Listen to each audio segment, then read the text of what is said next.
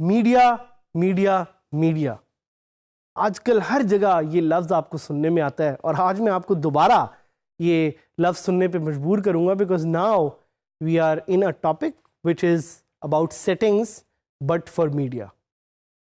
क्या आपको याद है कि मीडिया सेटिंग्स क्या है या मीडिया सेटिंग्स कैसे काम करती हैं? I mention media to you once but that was called a media library. Media library क्या होती है?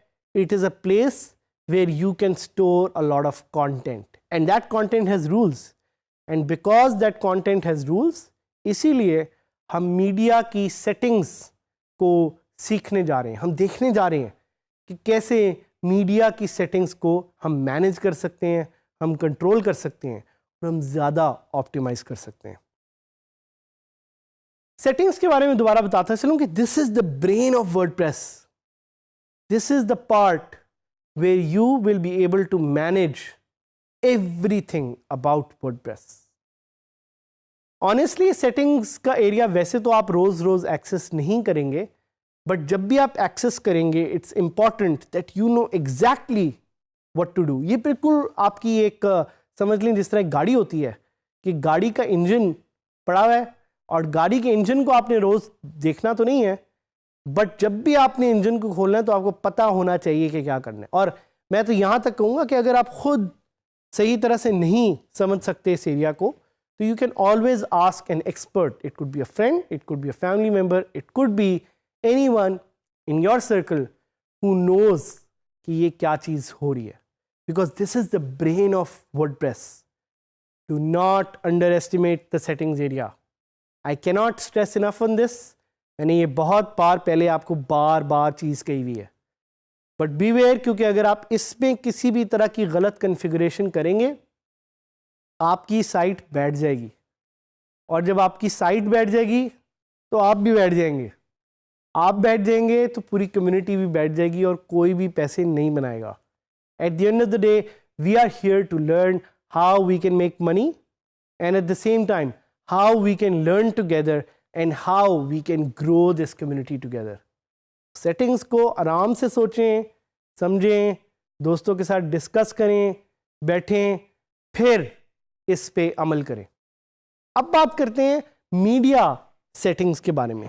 क्या है मीडिया सेटिंग्स? मैंने आपको बताया अभी कि media settings is the area through which you can edit settings for the media library. Media library कैसे बिहेव करती है, उसके ऊपर इमेजेस क्या हैं।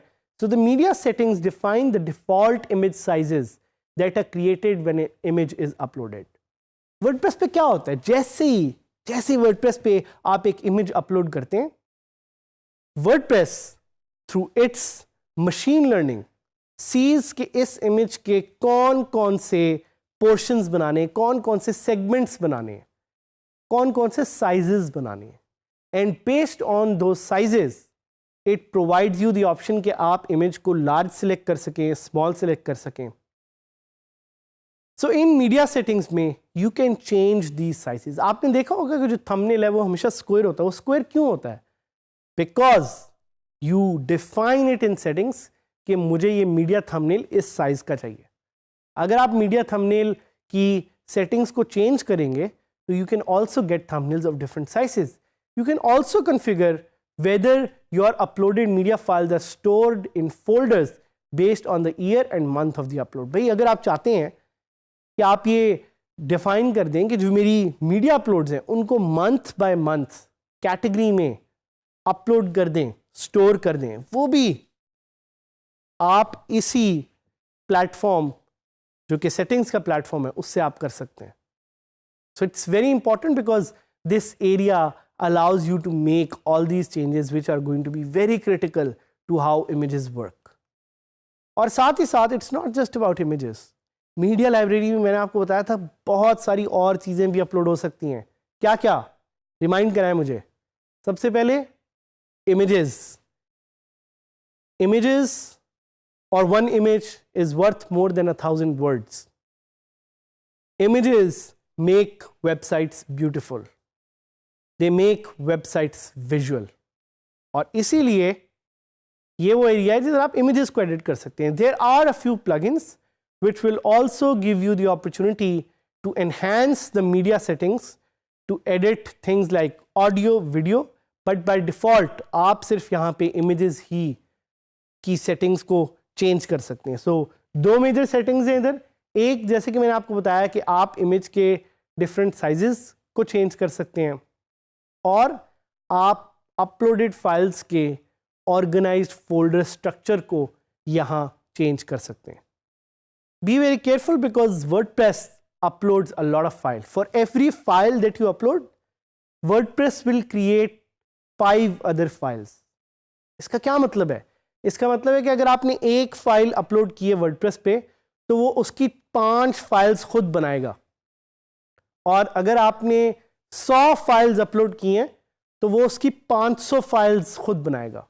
So you have to be very cautious कि आप सेटिंग्स को सही तरह से कॉन्फ़िगर करें ताकि आपकी वर्डप्रेस की साइट ऑप्टिमाइज रहे और ज़्यादा स्पेस और ज़्यादा बैंडविड्थ यूज़ ना हो.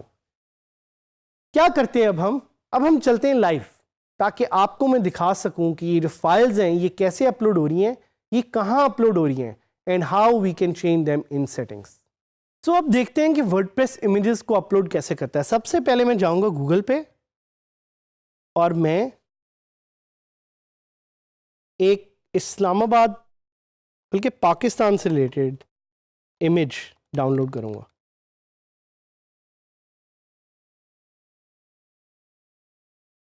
तो I think this image is really beautiful. तो मैं क्या करता हूँ, I will just download this and save this. अब मैं जाऊंगा अपनी वर्डप्रेस साइट पे और मैं मीडिया लाइब्रेरी पे इस इमेज को अपलोड करने की कोशिश करता हूं.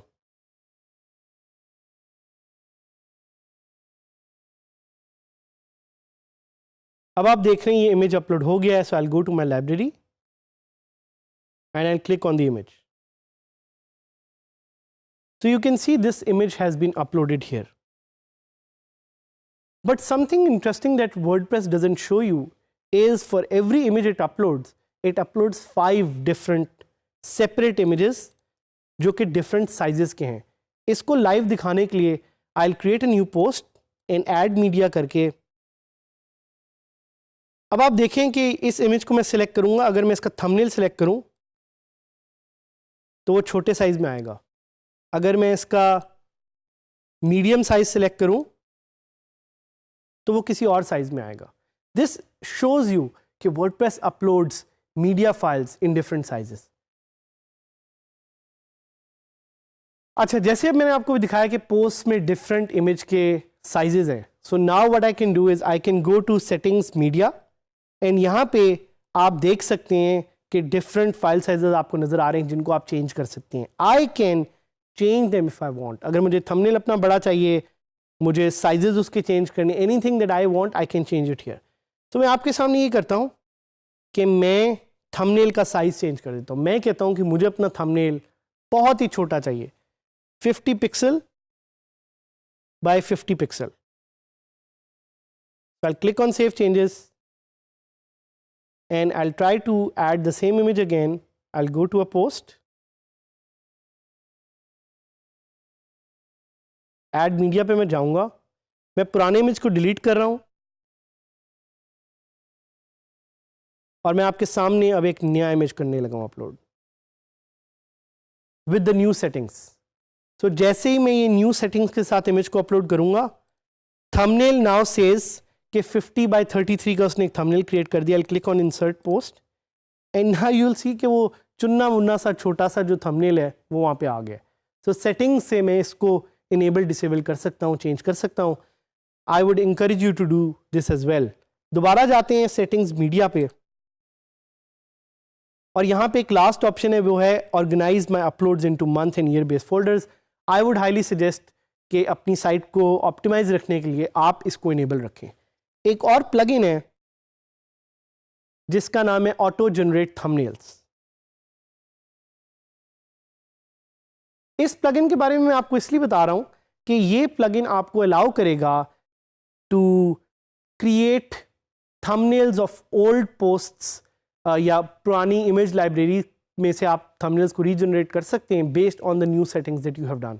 ये याद रखिएगा जब आप सेटिंग्स अपलोड करते हैं सो रेट्रोस्पेक्टिवली सेटिंग्स नहीं अप्लाई होती, पुरानी पोस्ट या इमेजेस पे settings are not applied, they are only applied to future images. So using this plugin, you can actually regenerate thumbnails. This was the focus of our lesson, to teach you how to use the media settings, क्योंकि इन settings की वजह से आप अपनी website पे 4 चांद लगा सकते हैं. Keep learning with us, be a part of our community and keep sharing all that comes to you. जो भी questions आपके ज़हन में हैं, कोई comments हैं, suggestions हैं, ताकि हम मिल के आगे बढ़ सकें.